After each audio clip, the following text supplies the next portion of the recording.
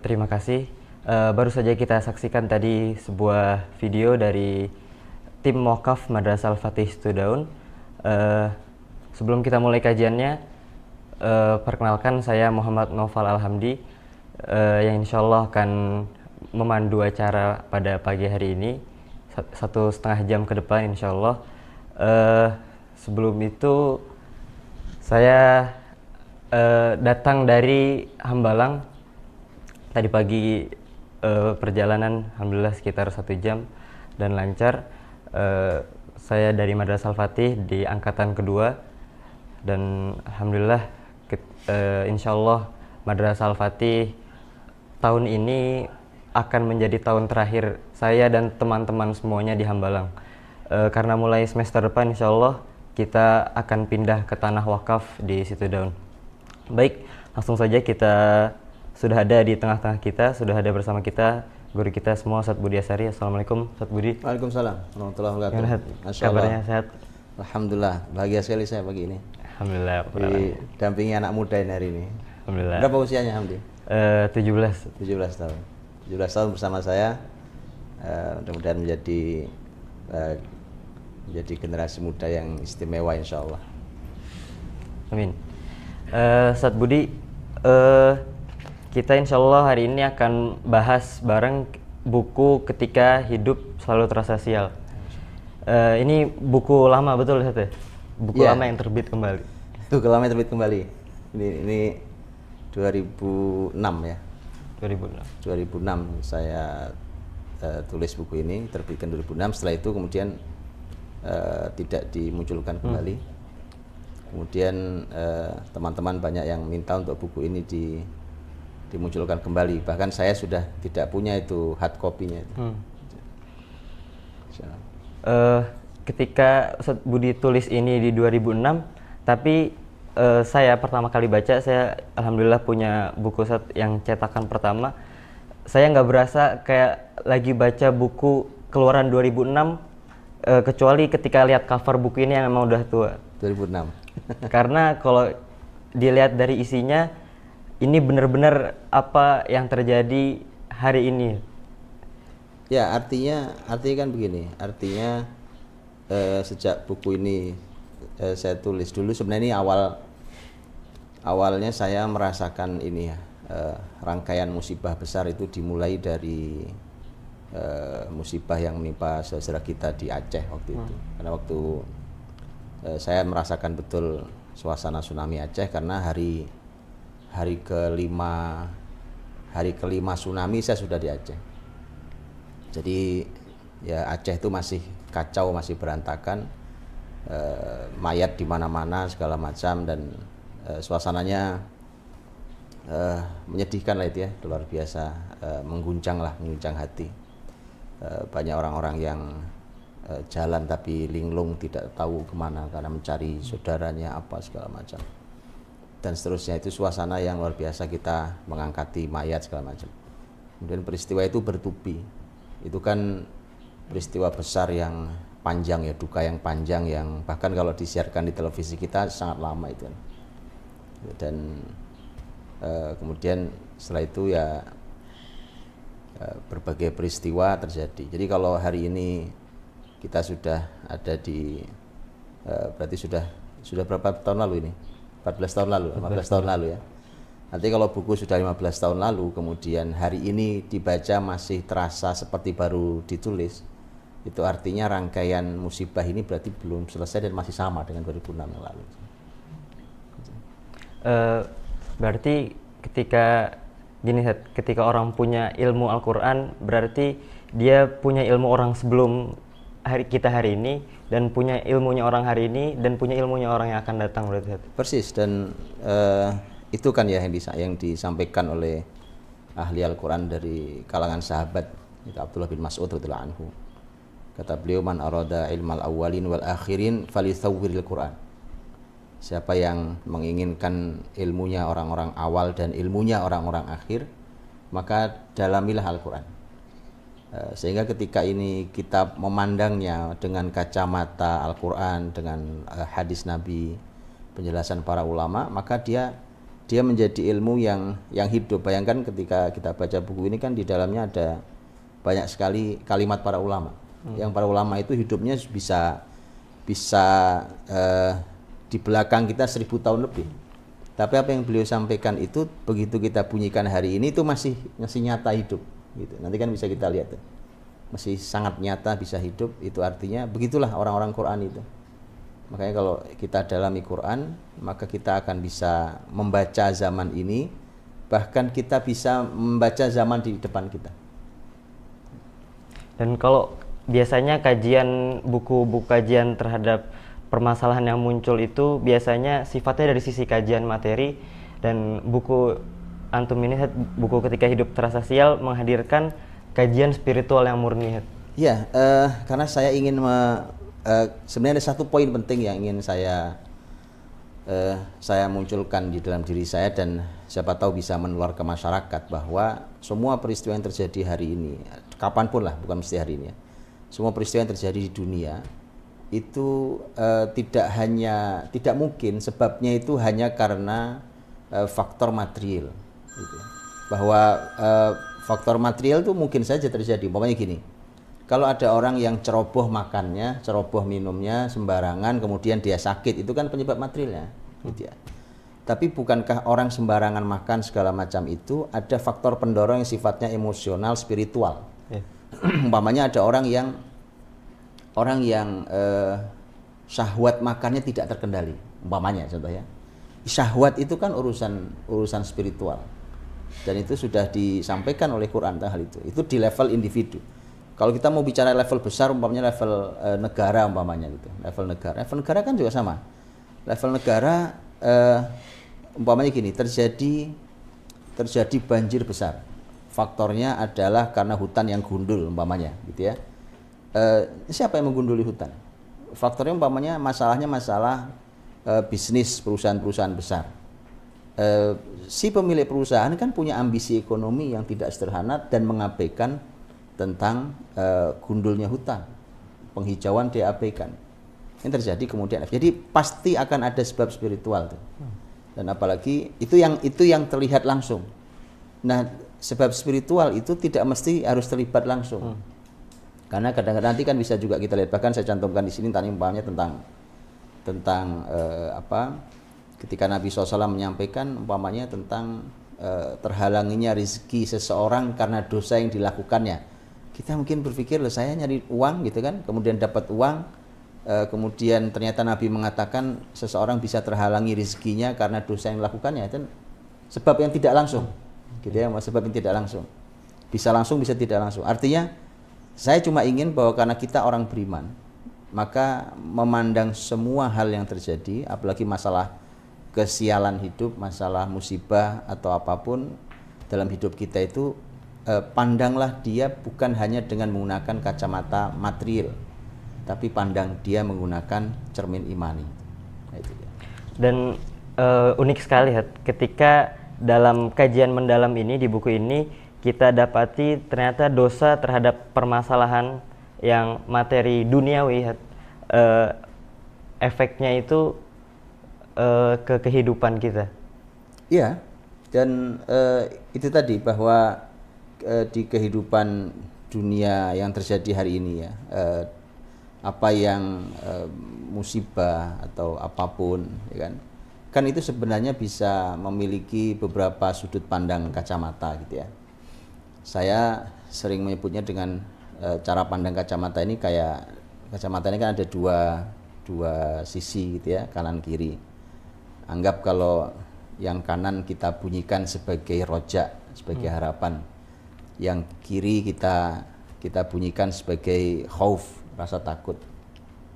Maka kalau ada musibah itu mestinya kita bisa memandang dari dua-duanya. Tinggal nanti sebenarnya tergantung kebutuhan kita masing-masing. Kita mau membesarkan yang kanan, harapan, atau yang kiri, rasa takut.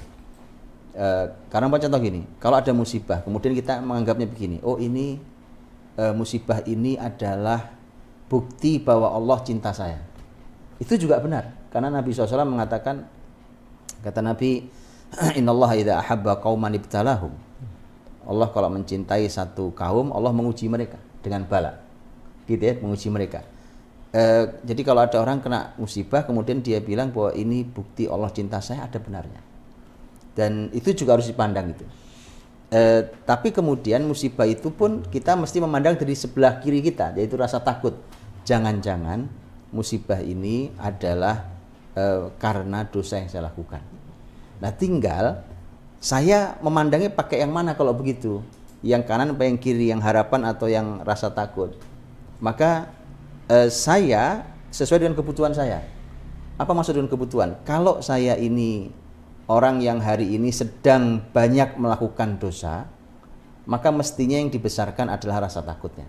Jangan harapan ya sudah banyak dosa, ya kan? Kemudian merasa dicintai Allah pula, gitu ya. Itu keterlaluan itu. Itu nanti orang semakin berbuat dosa. Padahal harusnya musibah ini menyadarkan kita. Tapi kalau hari ini adalah kita adalah orang yang hari ini adalah sedang dekat-dekatnya dengan Allah, kemudian musibah terjadi. Nah, maka pandanglah itu dengan pandangan yang optimis bahwa ini bukti Allah cinta sama saya. Berarti saya mau naik kelas, ini ujian. Ya, ujian supaya naik kelas kan harus ujian kan, di sekolah ujian ya kan untuk bisa naik kelas. Ah gitu. Jadi semua yang ada ini begitulah orang beriman memandangnya. Dia ada keseimbangannya.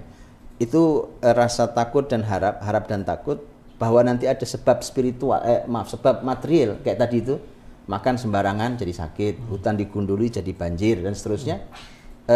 Itu hal yang normal di dunia karena memang dunia ini kan hukum sebab akibat. Karena ada sebab maka kemudian ada akibat. Itu hukum kausalitas yang pasti berlaku, yang dalam bahasa para ulama namanya sunnatullah gitu ya. Dan kalau kita baca buku ini, ternyata buku ini meruntuhkan sekali pemikiran sekularisme. Dan contohnya gini, ketika ada orang yang bilang ketika dia melakukan banyak dosa, dia bilang oh nggak apa-apa saya berlumur dosa, yang penting saya nggak ganggu orang lain. Ternyata dosa itu efeknya bukan cuma di dirinya sendiri tapi ke alam juga. Persis, dan itu yang Allah sampaikan di Quran ya. Kita tahu Allah sudah mengingatkan dari dalam Al-Quran, wattaqu fitnatal la tusibanna alladziina zalamu minkum khassah, dan takutlah kalian akan fitnah. Di buku ini pun saya bahas tentang beberapa pendapat ulama tentang fitnah. Dan takutlah kalian akan fitnah yang tidak hanya menimpa orang-orang yang zalim saja. Ya, karena orang-orang baik itu ternyata bisa kena fitnah. Dan fitnah itu salah satu maknanya adalah bala, musibah. Artinya orang bisa terkena musibah yang padahal dia bukan pelakunya. Nah, ini nggak enak ini, ya kan? Makanya kemudian ada pertanyaan nanti kan di Rasulullah SAW, ditanya Rasul, kalau ada orang baik terus bagaimana? Masa orang baik-baik kemudian terkena musibah, dia bukan pelaku dosanya. Maka Nabi mengatakan itu nanti dia dibangkitkan oleh Allah SWT, kemudian diberi Allah ampunan. Tetapi waktu di dunia kena musibah kan nggak enak gitu loh maksudnya ya. Di akhirat Allah ampuni karena dia orang baik. Tetapi di dunia orang terkena musibah kan tidak nyaman. Ya kan, habis hartanya karena banjir kan tidak nyaman. Ya, Allah terjadi kebakaran besar, terjadi sakit lah apa segala macam kan tidak nyaman. Karena itu tidak bisa di dalam Islam itu tidak boleh orang merasa kalau berbuat dosa itu yang nanggung saya sendiri. Jadi kalau orang bilang, kenapa Anda marah? Uang saya, badan saya, ya kan, rumah saya, itu orang ngawur itu. Kenapa ngawur? Karena itu orang tidak tahu bahwa dosa yang dilakukannya itu akan bisa berdampak musibah. Kalau musibah itu kena bukan cuma dia, tetanggamu yang soleh pun kena itu. Kan begitu. Itu satu. Yang kedua adalah itulah kenapa orang-orang soleh harus muslih.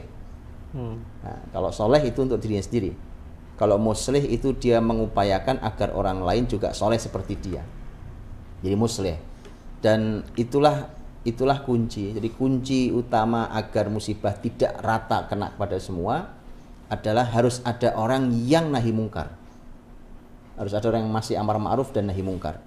Makanya kalau ada orang kelompok yang mereka beramar ma'ruf, ngajak orang lain pada kebaikan dan bernahi mungkar, ya mencegah orang berbuat kemungkaran, itu kita harus berterima kasih itu.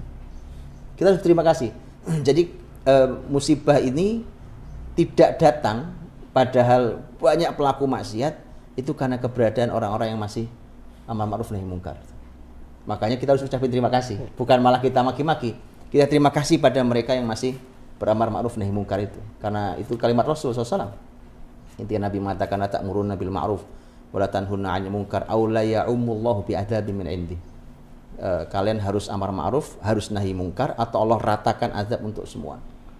Kemudian dalam riwayat lain Nabi mengatakan kemudian tsumma yad'u khiyaruhum, kemudian orang terbaik di antara mereka suruh berdoa agar musibah ini hilang, tapi kemudian Allah tidak kabulkan lagi. Itu mengerikan. Itu gara-garanya adalah ketika ada orang yang soleh tapi diam terhadap kemungkaran, gitu ya. Jadi tidak boleh, nggak bisa tuh orang semua mau dia berbuat maksiat kemudian atas nama bahwa itu saya sendiri, urusan saya sendiri, bukan urusan Anda, itu nggak bisa, gitu ya. Karena musibah ini bisa wattaqu fitnatan la tusibanna alladziina zalamu minkum khassah. Berarti efeknya bukan hanya buat diri kita, tapi bisa juga buat keluarga kita, bisa buat masyarakat dan bahkan lingkungan kita, dan lebih jauh lagi buat tempat yang jauh ya. Ya, para ulama bahkan mengatakan begini, kalau Anda pulang ke rumah, terus di rumah itu Anda menjumpai suasana tidak nyaman, ya kan? Bahkan dari mulai pembantu Anda, kendaraan Anda, segala macam, itu ulama mengajari kita untuk melihat memang dosa apa yang sudah kamu lakukan. Jadi umpamanya kepala rumah tangganya di luar sana berbuat dosa, mengambil rezeki yang haram umpamanya. Kemudian begitu pulang suasana serba tidak nyaman. Itulah seperti itu.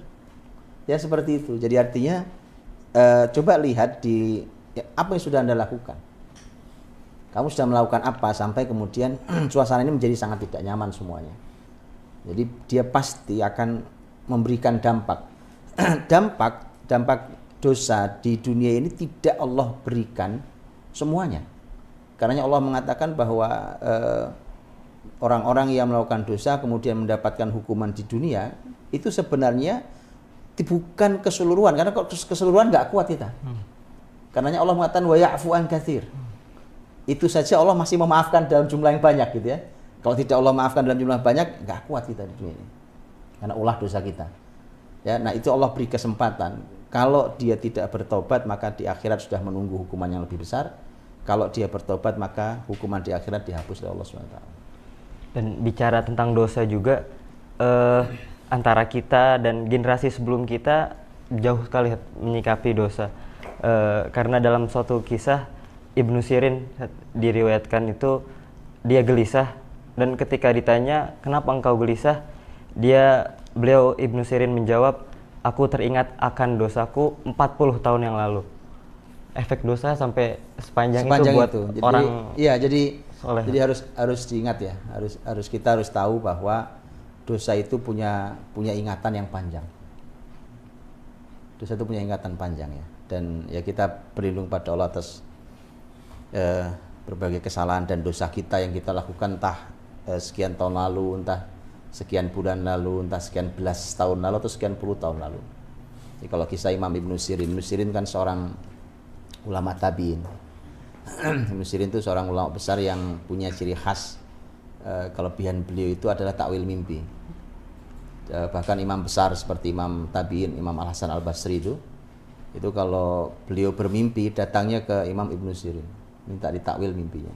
Itu memang kelebihan ya Allah berikan pada Imam Ibnu Sirin. Nanti imam besar di dalam ilmu Islam, dan kan kemudian pertanyaannya menjadi begini kan, memangnya kalau orang sehebat Imam Ibnu Sirin itu lahir di masa Khalifah Umar radhiyallahu anhu, artinya masih bertemu juga dengan para sahabat.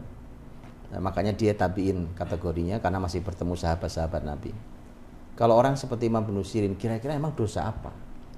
Emang dosanya sebesar apa sih sampai hukumannya ingatan dosa itu sampai sepanjang 40 tahun itu? Karena belum, bisa jadi ini terlewat, jadi belum ditaubati gitu ya. Saya cantumkan kisah itu dengan disebutkan bahwa babnya itu hutang. Iya, Hutang ya. babnya hutang tuh menjadi gimana ya, menjadi aneh buat kita hari ini. Bagaimana para ulama dahulu itu berhutang tuh merasa salah. Hari ini kan hutang itu buat kita wajib. Hukumnya fardu ain, semua orang punya hutang gitu. Bahkan orang bisa membanggakan hartanya padahal hasil ngutang. Orang kalau masukkan ATM-nya ke mesin ATM itu begitu keluar angkanya, bisa jadi nggak real tuh angka harta dia. Nah, itu hasil ngutang juga tuh. Terus kemudian dia bangga, itu menjadi aneh. Yang benar adalah Imam Ibnu Sirin, bahwa dalam Islam berhutang itu boleh dalam keadaan darurat. Tetapi hutang itu tidak boleh disistemkan. Makanya menjadi aneh mengaku lembaga keuangan syariah, kemudian menerbitkan umpamanya kartu kredit syariah. Kredit itu kan hutang. Kartu kredit syariah itu syariahnya di sebelah mana? Coba tunjukkan pada saya. Kalau syariahnya, oh itu akadnya syariah. Syariah itu bukan cuma masalah akad. Orang kalau megang kartu kredit buat apa? Kan pasti buat ngutang. Beli gesek, begitu kan? Beli gesek. Jadi ngutang.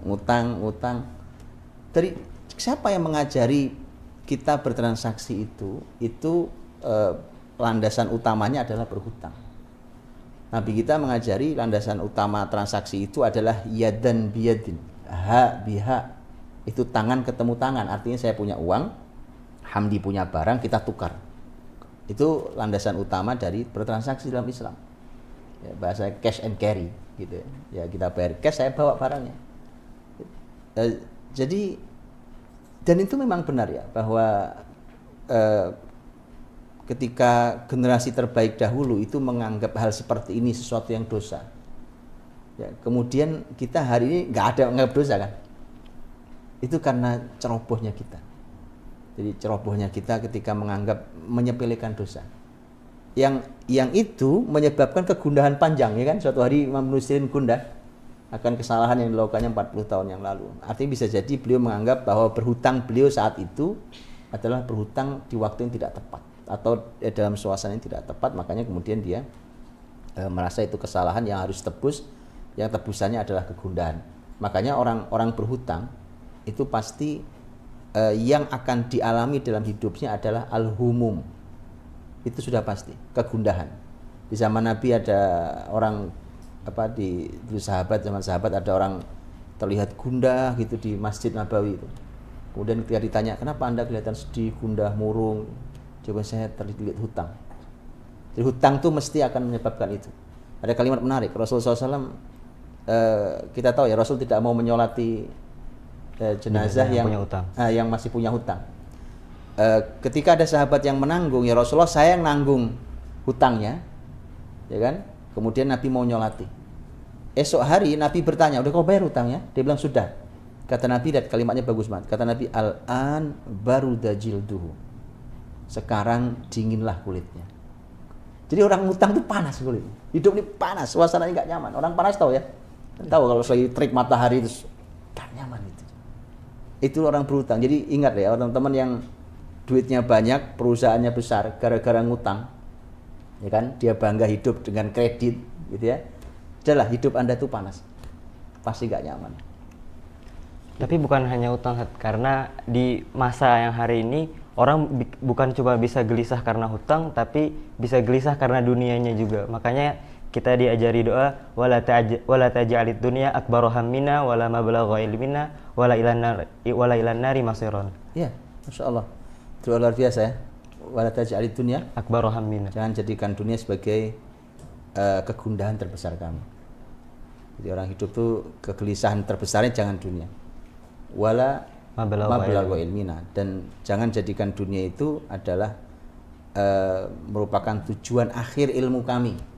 Sekolah ya kan, kuliah, kemana-mana tujuannya cuma kerja aja. Itu kita sudah berlindung bahwa ini kesalahan. Jadi itu kesalahan, dan itu doa yang luar biasa. Balik lagi ke Imam Ibnu Sirin yang kegundahannya aja 40 tahun masih terasa, dan itu karena hutang. Kalau bisa kita katakan hari ini cuma karena hutang, karena melihat bagaimana kita udah terlalu terbiasa dengan hal itu. Dan makanya di zaman itu zaman yang penuh keadilan, sampai-sampai ada biji gandum yang besar sekali tumbuh di zaman yang adil. Ya, Imam itu dikisahkan oleh Imam Ibnu Katsir ya dalam tafsirnya. Di halaman berapa saya tuliskan itu bahwa ternyata pernah dijumpai di sebuah zaman ya, di sebuah zaman tentang biji gandum. Yang biji gandum itu sebesar biji bawang. Biji bawang tahu kita ya, biji bawang kan mungkin segini ada ya, bawang tuh. Yeah. Tahu gandum ya, gandum kan sebesar beras lah. Sebesar beras lah, nggak besar, gandum kan nggak besar. Gimana biji gandum bisa sebesar ini, itu ajaib tuh. Ya, pas itu kalau sekarang itu masuk ini ya, rekor rekor keajaiban. Ya, dan yang menarik adalah itu diletakkan di sebuah tempat, ditulisi hadza nabata fi zamanin kana yu'malu fihi bil adl. Ini hadis riwayat Imam Ahmad dan Imam Ibnu Katsir juga menyampaikan dalam tafsirnya bahwa bijian ini tumbuh di zaman ketika dia diperlakukan dengan adil. Ini kalimat bagus banget ya. Jadi ternyata bijian itu punya rasa juga. Jadi jangan dipikir bahwa benda mati, kursi ini yang kita duduki ini, ya kan? Jangan dipikir tidak punya rasa. Makanya para ulama membahas begini. Coba lihat yang surat Al-Kahfi umpamanya, ketika Nabiullah Musa alaihissalam berjalan dengan gurunya Nabi Khidir itu, ya kan? Kemudian mereka menjumpai dinding. Kalimat Quran menarik. Jidaron yuridu ayyanqab. Para ulama membahas jidar artinya dinding, yurid artinya ingin. Yang punya keinginan itu makhluk hidup, betul ya? Saya ingin makan, Hamdi pengen belajar, itu kan yang punya keinginan itu makhluk hidup. Tapi Quran mengatakan bahwa dinding punya keinginan. Jadi sebenarnya itu kalau bahasa kitanya dinding hampir roboh. Jidarun yuridu ayyanqab. Tapi kemudian Quran menggunakan istilah itu sehingga para ulama membahas, karena Quran bukan sebuah kebetulan.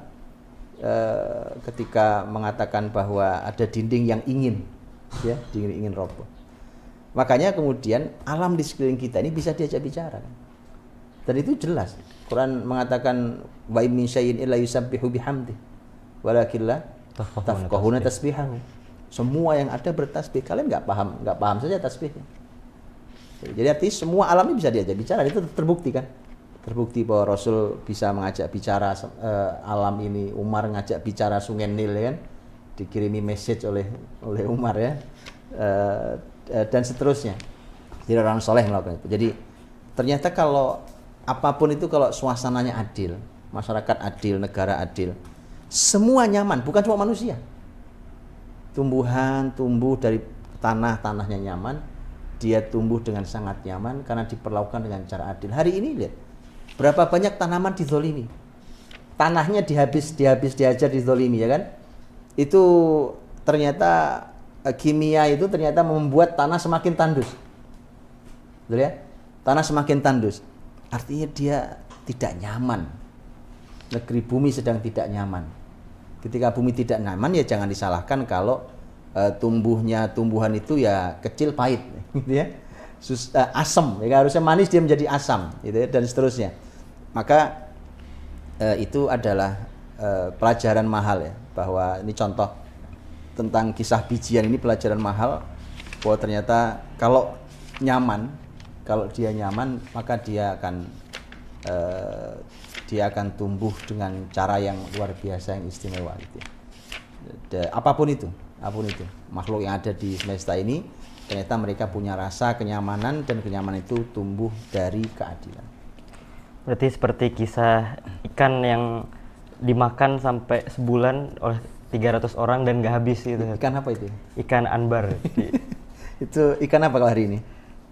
Belum pernah lihat. Iya, karena saya juga membacanya juga karena hadisnya sahih kan, ini kan riwayat Imam Muslim dan dikisahkan oleh sahabat Jabir Jabir bin Abdullah radhiyallahu anhu. Saya bacakan ya. Ya kan, lihat besar teman-teman sahabat kursi hikmah bisa bayangkan ini.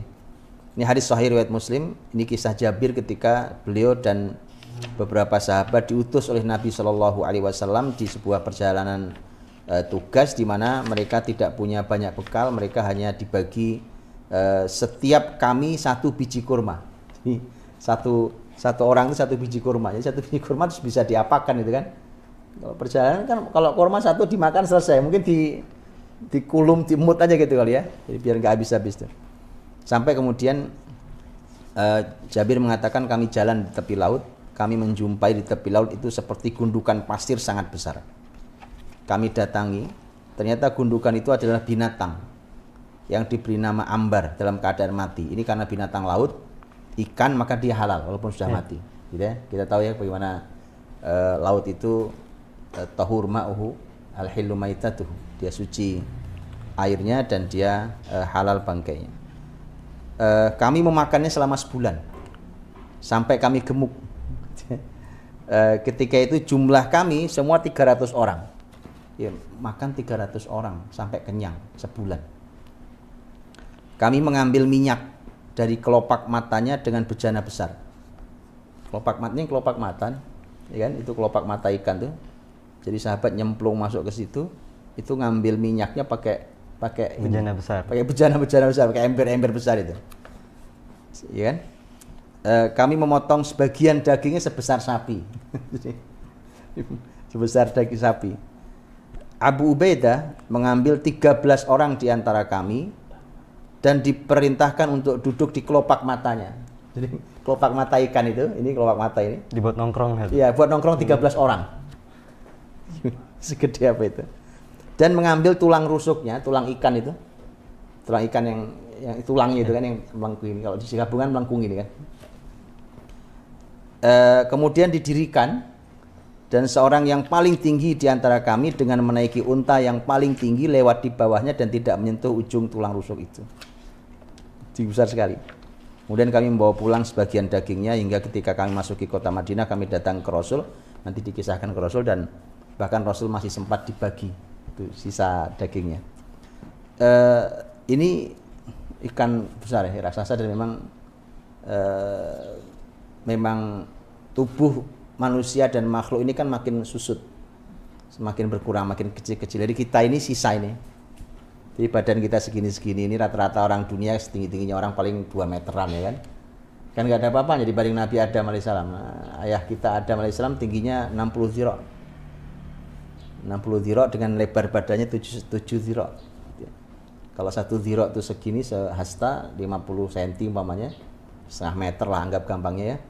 Kalau 60 zira kan berarti artinya tinggi Nabi Adam itu tinggi 30 meter. 30 meter setinggi apa itu? 30 meter. Lebar badannya itu 3,5 meter. Lebar badan sini 3,5 meter. 3,5 meter seberapa? Lebar badannya kan. Nah itu. Dan kemudian makin kecil. Apakah makin kecilnya itu tersebab dosanya manusia apa? Iya, segini. Sebenarnya tidak ada, setahu saya tidak ada riwayat ya yang menyampaikan bahwa itu sebabnya adalah dosa. Tapi yang pasti adalah bahwa bumi ini memang semakin lelah kan. Sudah lelah. Bumi ini juga sudah lelah. Bahkan zaman Nabi saja bumi ini diibaratkan sebagai nenek tua yang berhias. Jadi nenek ya kan, kemudian di make up. Gitu. Dia gemerlap tapi sudah tua. Sebenarnya udah keriput, tulangnya sudah lelah, sudah sakit-sakitan, udah bongkok ya kan. Apalagi hari ini ya, di zaman Rasul disebutkan seperti itu.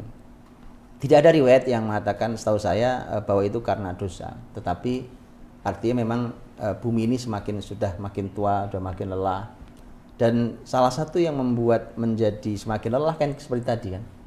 Bahwa ketika diperlakukan di sebuah zaman dengan cara tidak adil, maka itu akan membuat bumi semakin lelah dan akhirnya tidak bisa menghasilkan karya-karya yang baik. Itu. Bayangkan bumi dilubangi, ini sudah wajah nenek-nenek ya kan, di bolong-bolong itu wajahnya ya kan, bumi dilubangi segala macam. Zalim sekali manusia. Zalimnya kuadrat. Udah orang tua dizalimi. Nenek-nenek dizalimi ya. Orang zalim, manusia ini harus berpikir ulang tentang kezalimannya. Makanya itu Quran mengatakan, wa idza qila lahum la tufsidu fil ardi qalu innama nahnu muslihun. Ini celaka nih. Kalau ditegur mereka, jangan rusak di bumi. Mereka bilang, loh kami ini adalah orang-orang yang sedang membangun, ya kan, sedang memperbaiki. Kan gitu. Maka Quran menegaskan, ala innahum humul mufsidun walakin la yash'urun. Kata Allah, ketahuilah mereka itu perusak, tapi mereka nggak sadar. Ini buruk banget nih. Ada orang yang sadar dia berbuat salah, itu bagus. Saya sadar saya salah, mungkin lebih dekat pada pertobatan lah ya. Tapi ada orang yang berbuat salah, dia tidak sadar sedang berbuat salah, bahkan dia sedang merasa berbuat baik. Nah, itu celaka, itu buruk sekali itu. Dan sebenarnya rangkaian ayat itu kan tentang munafik sebenarnya. Berarti awalnya mungkin gini, karena perusakan yang dilakukan itu, dia mungkin sadar tapi dia menganggap itu sebagai angin lalu aja. Karena dalam hadis juga disebutkan kalau orang bertakwa itu dia memandang dosa seperti dia duduk di bawah gunung dan dia takut gunung akan menimpanya. Sementara orang yang fajir itu dia memandang dosa seperti kadubabin maro ala anfi. Jadi seperti lalat yang lewat depan hidungnya yang tinggal ditepok langsung pergi. Ya, itu kan ini ya level orang berbuat dosa tuh. Jadi ada orang yang berbuat dosa, dia sadar dia berbuat dosa. Bahkan dia sangat takut kalau dosa itu akan menimbulkan dampak buruk dalam hidupnya, seperti dia duduk di pinggir di tepian gunung, kemudian dia khawatir gunung menimpa dirinya. Itu orang-orang baik. Karena orang-orang baik itu bukan orang yang tidak pernah berbuat dosa, tapi orang baik itu orang yang ketika berbuat dosa segera kembali pada Allah. Dia khawatir sekali. Dosa itu dia selalu ingat, ya Allah, ini jangan-jangan karena dosa saya. Itu orang-orang baik. Jadi siapapun kita kalau berbuat dosa kemudian itu yang ada dalam dirinya, maka alhamdulillah Anda orang baik. Hanya kemarin tergoda oleh setan, jadi segera kembali. Tapi ada orang yang berbuat dosa itu dianggap seperti lalat lewat depan hidung tadi, ya kan? Kadzubabin marra ala anfi. Jadi lalat kan kecil. Kalau lewat depan hidung itu kan kita cuma tinggal gini doang. Bisa kan? Apa sih? Biasa aja kali. Orang-orang juga gitu sama, ya kan? Nah, itu menganggap sederhana, menganggap sepele sebuah dosa. Itu yang membuat dia jauh dari pertobatan dan dosa itu akan semakin besar. Nah, ada yang lebih buruk lagi sebenarnya. Derajat yang lebih buruk yang oleh Nabi disebut sebagai al-mujahirun. Apa itu? Al-mujahirun itu Nabi SAW mengatakan kullu ummati mu'afa illal mujahirun. Semua umatku itu akan selamat, akan dimaafkan Allah, kecuali al-mujahirun. Mujahirun itu apa? Nabi menjelaskan, al-mujahirun itu orang yang melakukan dosa di malam hari, Allah sudah tutupi dosanya, kemudian dia buka esok pagi dosanya. Ya, jadi ini maknanya adalah begini, dia melakukan dosa sebenarnya nggak ada yang tahu. Dia melakukan dosa dalam kesendiriannya, dan Allah tutupi. Allah maha baik tuh, Allah tutupi, ya, Allah tutupi dan tidak ada orang yang tahu dia berbuat dosa. Tapi kemudian dia malah cerita ke orang lain, oh saya begini dong, saya hebat dong, saya berani melakukan ini, saya ini itu. Dengan bangga dia sampaikan itu, maka itu artinya dia merobek sendiri yang tutupan yang Allah berikan, dan itu artinya bahwa orang ini orang-orang al-mujahirun yang menampakkan dosanya, dan orang yang seperti itu tidak akan pernah masuk surga. Makanya hati-hati teman-teman yang suka menceritakan masa lalunya. Hati-hati, jangan-jangan, coba takutlah pada Allah, jangan-jangan itu termasuk kategori al-mujahirun, orang yang bangga dengan dosa. Hari ini bayangkan ya, hari ini ada dengan medsos itu, ya kan? Orang bisa melive-kan dirinya sedang melakukan dosa, itu bukan lagi pelaku biasa, itu al-mujahirun tuh. Bahkan itu bisa jadi inspirasi sekian banyak orang yang nonton. Kalau dulu dia umpamanya tadi Al-Mujahirun zaman dulu Dari mulut ke mulut. dari mulut ke mulut bercerita cuma berapa orang kan? Ngumpul di sini berapa orang, dia bercerita. Paling berapa orang? Hari ini? Sekali klik langsung nyebar. Yang berapa yang banyak yang nonton itu? Di level Al-Mujahirun hari ini mengerikan. Ya, bagaimana itu? Naudzubillah, dia orang yang tidak akan pernah bisa mencium wanginya aroma surga. Dan bicara tentang tadi ketika bumi dieksploitasi berlebihan tanpa keadilan, mungkin ini dilakukan karena orang hari ini udah lupa atau sudah meninggalkan konsep keberkahannya Nabi. Karena yang dalam suatu hadis disebutkan ketika Rasul wafat, sementara di raknya Aisyah tidak ada apapun yang layak dimakan kecuali sedikit gandum. Lalu kata Aisyah, aku makan darinya dan dalam rentang waktu yang panjang, kemudian aku menimbangnya, maka baru habis dia. Ini apa? Peradaban materialistik ya. Peradaban materialistik ketika semua ukuran itu adalah material. Ukurannya harta. Saya sering sampaikan begini. Hari ini orang ketika mendefinisikan sukses, dia banyak, oh dia sukses, gitu ya. Selamat ya sudah sukses gitu. Apa arti sukses itu apa hari ini? Ternyata definisinya itu definisi yang lemah sekali, karena definisinya hanya umpamanya dia sudah punya rumah sendiri, punya kendaraan sendiri, punya uang di tabungannya, dia sudah berkeluarga umpamanya, sudah selesai kuliah sekolahnya, apalagi yang lain, semua urusannya adalah urusan material, urusan harta. Jadi padahal semua itu, kata sukses itu, tiba-tiba ketika dia punya semua tapi tidak bahagia, mungkin apa tidak? Mungkin sekali. Harta dia punya, rumah dia punya, pekerjaan dia punya, penghasilan dia punya, istri anak dia punya umpamanya, ya dia punya pasangan, punya anak, tapi bisa jadi tidak bahagia. Kurang bagaimana contohnya Asiyah binti Muzahim, istrinya Fir'aun, ya kan? Ketika berdoa, Rabbi benili indaka baitan fil jannah, ya Allah bangunkan di sisimu untukku rumah di surga nanti. Kurang apa seorang Asiyah, istri Fir'aun loh, Fir'aun penguasa Mesir loh. Nggak mungkin kan Asiyah tinggal di gubuk, kan nggak mungkin. Tinggal dalam istana dengan semua pelayanan yang prima, gitu, luar biasa. Tapi apa bahagianya hidup dengan suasana seperti itu? Jadi bisa saja orang melimpah seperti itu, orang lain bahkan ingin iri ngelihatnya, ternyata dia tidak bahagia. Jangan-jangan Korun nggak bahagia. Jangan-jangan Korun nggak bahagia, ya kan? Saya tidak tahu. Bisa jadi orang sampai iri ngelihat hartanya. Semua orang berharap punya harta seperti Korun, tapi jangan-jangan Korun tidak bahagia. Nah, jadi ketika suasana seperti itu tadi, orang mengeksploitasi bumi, menzolimi nenek tua itu, ya kan? Itu karena memang mereka tidak punya konsep berkah. Yang ada adalah banyak. Itu. Mereka yang ada adalah banyak, tapi tidak peduli dengan berkah. Padahal keberkahan itu, para ulama mendefinisikannya kan, keberkahan itu yang sedikitnya cukup, yang banyaknya tidak membahayakan. Jadi kalau sedikit dia cukup, itu berkah. Banyaknya, kalau dia punya banyak, dia tidak membahayakan. Karena kadang-kadang banyak membahayakan, ya kan? Air sedikit manfaat, banyak banjir, gitu ya. Api sedikit manfaat, begitu banyak kebakaran. Kalau keberkahan itu yang sedikit dia cukup, yang banyak tidak membahayakan. Nah, orang harus mulai berpikir itu. Karena rezeki kita beda-beda.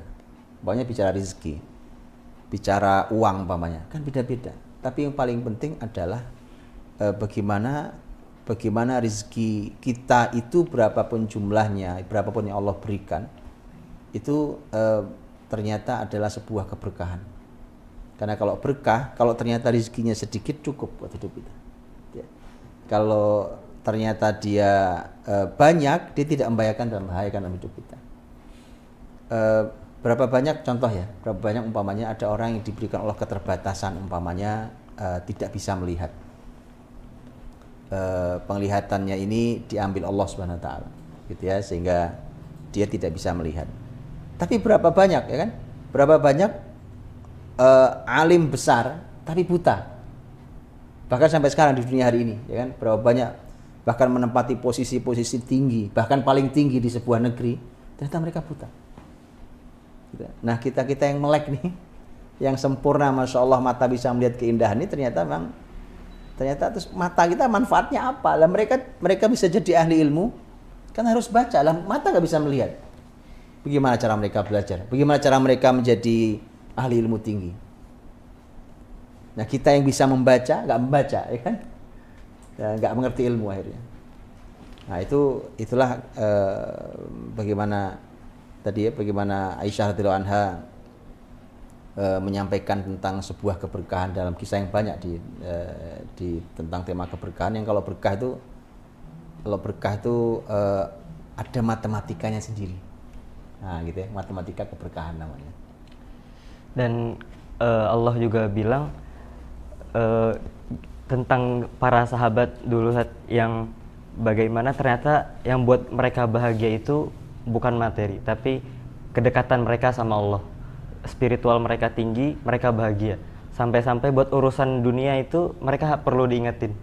Karena wabtaghi fima atakallahu daral akhirah wala tansa nasibaka minad dunya. Jangan lupain itu dunia. Dunia berarti dunia itu berarti sebatas untuk tidak dilupakan. Gitu ya.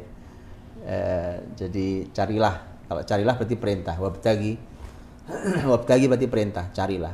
Kalau perintah berarti memang harus diupayakan betul, dan itu wajib hukumnya. Karena perintah fima atakallahu daral akhirah, terhadap apapun yang untuk kehidupan akhirat kalian. Tapi kalau urusan dunia, wala tansa nasibaka minad dunya, jangan lupa jatahmu di dunia. Kamu masih hidup dunia ya jangan lupa juga dunianya. Nah, kalau jangan lupa itu berarti sebenarnya levelnya harusnya bukan 50-50 kan. Seharusnya bukan 50-50. Seharusnya ngejar akhirat itu lebih besar dibandingkan mengejar dunia. Ketika bahkan setelahnya masih mengatakan wa ahsin kama ahsanallahu ilaik. Dan berbuat baiklah kamu sebagaimana Allah sudah baik sama kamu. Jadi di dunia itu pokoknya yang baik, sama siapapun yang baik, sama apapun yang baik, karena Allah sudah baik sekali sama kita ini. Jadi ya dunia itu dicari, tapi dia bukan yang prioritas. Mestinya begitu. Hari ini ketika jadi sebenarnya kalimat kita harus seimbang, punya keseimbangan dalam mengejar dunia dan akhirat, itu sebenarnya kalimat masih salah juga sebenarnya, ya kan? Tapi lumayan lah ya. Lumayan lah. Tapi sebenarnya masih salah kalau menurut ayat ini. Karena menurut ayat ini dunia yang penting kamu nggak lupa. Yang penting nggak lupa itu kan ya begitulah ya. Dan tadi kan kita bahas tentang kualitas dan kuantitas harta. Berarti harta itu punya dua sudut pandang, seperti koin yang punya dua sisi. Yang sisi depannya adalah kualitas dan sisi belakangnya adalah kuantitas. Dan di dalam buku ini juga ternyata ketika kita bermaksiat itu bahkan bisa menghilangkan dua sisi itu, bukan hanya satu sisi. Ya, ternyata betul kemaksiatan itu, karena hadisnya kan Allah SWT itu kadang menghalangi rezeki seseorang itu karena dosa yang dilakukannya. Nah, ketika ada dosa yang dilakukannya, maka muncul pertanyaan, ini ya apa yang dihalangi oleh dosa ini? Apakah jumlah harta yang saya dapat, ya kan? Atau keberkahan harta itu yang saya dapat itu? Ternyata para ulama menjelaskannya bisa dua-duanya. Jadi bisa jumlahnya sebenarnya terkurangi. Karena gini sebenarnya, coba lihat ya. Nanti kalau ada yang bertanya tentang, tapi itu orang-orang kafir bahkan hartanya banyak. Iya, coba lihat. Sebenarnya kita boleh membuat tolak ukur kesejahteraan. Saya kalau membaca sejarah Islam di masa lalu, anggap zaman kekhilafahan dulu gitu ya. Dari mulai zaman Khulafaur Rasyidin, kemudian dinasti Bani Umayyah, Bani Abbasiyah, dan seterusnya. Itu kalau kita membaca di zaman kebesarannya, kemudian membaca tingkat kesejahteraannya, itu buat saya sih nggak masuk akal. Bagaimana tingkat kesejahteraan itu sampai di level itu di masyarakat yang paling bawah. Saya pernah membahas tentang Judulnya tentang taman dalam peradaban Islam. Ya. Jadi taman rumah, taman itu ya. Bagaimana dalam peradaban Islam ini ilmu besar. Di Andalus itu hasil penelitian seorang ahli namanya James Dickey namanya. Dia mengatakan bahwa ternyata dahulu Andalus itu rumah kecil sekalipun itu mesti ada taman di dalamnya. Mana ada kita, ya Rob, mohon maaf ya, hari ini bayangkan, rumah kalau kecil gubuk ya gubuk. Kok buru-buru mikirin taman? Betul ya? Betul. Ini negeri muslim dulu, Andalus tuh, satu Andalus tuh, rumah yang paling kecilnya itu punya taman di dalamnya. Kebayang nggak sih tingkat kesejahteraannya? Jadi sebenarnya hari ini tunjukkan ke saya mana negeri yang maju yang katanya kaya raya itu. Mereka punya sisi kumuh yang kita nggak kebayang. Amerika, lihat negeri Amerika yang katanya penguasa dunia hari ini. Lihat kumuhnya mereka di wilayah kumuh mereka. Lihat orang-orang yang nggak punya rumah, gitu ya. Orang-orang yang nggak punya rumah, mereka tidur di jalanan segala macam. Soalnya di dalam Islam nggak ada itu. Rumah paling kecil saja punya taman dalam rumahnya. Jadi sebenarnya secara kuantitas, secara jumlah rezeki ya jauh gitu. Apalagi bicara tentang tema keberkahan ya, dan keberkahan itu tadi indah loh. Orang beriman tuh saya berjumpa dengan banyak orang yang sudah saya tanya gitu, umpamanya ngobrol, anak berapa Pak? Anak sekian. Pekerjaannya ya penghasilannya tidak besar. Tapi kemudian beliau bilang begini, tapi anak saya semua berhasil kuliah dengan selesai dengan baik. Terus saya bilang, itu bagaimana Pak dapat rezekinya? Karena hitungan kuliah dan bayar. Jawabannya sederhana, saya juga tidak tahu. Tahu-tahu lulus. Itu. Lihat ya. Hitungan matematikanya bahkan si pelakunya nggak tahu. Karena kalau hitung-hitungannya begitu sudah selesai baru kita mikir. Selesai ya gitu. Kalau hitung-hitungan ya nggak ada uang saya untuk bisa menyelesaikan ini. Ya. Berapa banyak saya ketemu orang haji umroh gitu ya. Kemudian bahkan dia mengatakan, saya itu seumur hidup tidak pernah terfikir bisa haji atau umroh. Nggak pernah terfikir sama sekali. Kenapa? Siapa saya? Ya untuk makannya sulit. Tapi waktu yang berangkat. Gitu. Jadi ya keberkahan itu kurang lebih kayak begitu. Ya, jumlah yang sedikit mencukupi. Yang banyak tidak membahayakan. Karena kadang-kadang ada orang soleh, ya kan? Itu gara-gara miskin. Begitu dia punya uang, dia mulai belajar membeli kemaksiatan dengan hartanya. Nah, itu berarti hartanya membahayakan dirinya. Dan harta itu adanya di langit. Wafis sama irizqukum wa ma tu'adun, itu gimana maksudnya? Wafis sama irizqukum wa ma tu'adun, dan di langitlah rezeki kalian dan apa yang dijanjikan oleh Allah untuk kalian. Dan saya nukilkan juga di buku ini tentang pembahasan para ulama tentang wafis sama irizqukum. Itu juga maknanya bisa fisik, tapi maknanya juga bisa spiritual. Fisik umpamanya gini, wafis sama irizqukum, gitu ya. Para ulama juga mengatakan bahwa ternyata umpamanya gini, langit yang menurunkan hujan, gitu kan? Kan sekarang coba lihat, hujan itu kalau ketahan tidak turun, ya apalagi sampai seperti zaman Nabi Yusuf ber-7 tahun lamanya, mati manusia, ternak semua, tanaman, manusia mati. Itu gara-gara hujan doang kan begitu kan? Gara-gara hujan nggak turun itu. Artinya benar loh bahwa rezeki kalian itu dari langit itu. Hujan itu masya Allah itu. Jadi ada fisik. Hari ini terjemahan fisik juga menarik tuh. Ya, jadi saya baru dengar juga tafsir baru ini, versi hari ini. Ternyata banyak orang yang hari ini dapat rezekinya dari langit. Saya bilang maksudnya apa itu? Ternyata dia bilang iya. Sekarang coba lihat, itu hari ini orang bisnis komunikasi itu di langit semua itu. Jadi sinyal kan semua di atas itu, berseliweran di atas sana ya kan. Jadi orang bisnis jualan pulsa itu bisnis langit itu. Jadi jualan pulsanya bukan jualan pulsa kecil-kecilan itu kan. Jadi dia bisa fisik maknanya. Tapi tentu makna yang utama tentu adalah dia makna spiritual. Artinya bahwa ya penentunya Rabbmu di langit sana, gitu ya. Penentunya Allah Subhanahu wa taala di atas sana. Yang menentukan rizki. Orang bekerja, berjuang di bumi ini, ya kan, mencari, mengais rizki segala macam. Kita tahu dalam Quran kan bagaimana kisah pemilik kebun. Sanasimu ala khurtum inna balawnahum kama balawna ashabal jannah idh aqsamu la yasrimunnaha musbihin wa la yastasnun fatafa 'alaiha ta'ifun min rabbika wa hum naimun fa asbahat kas-sarim. Jadi besok pagi mereka yakin bisa panen.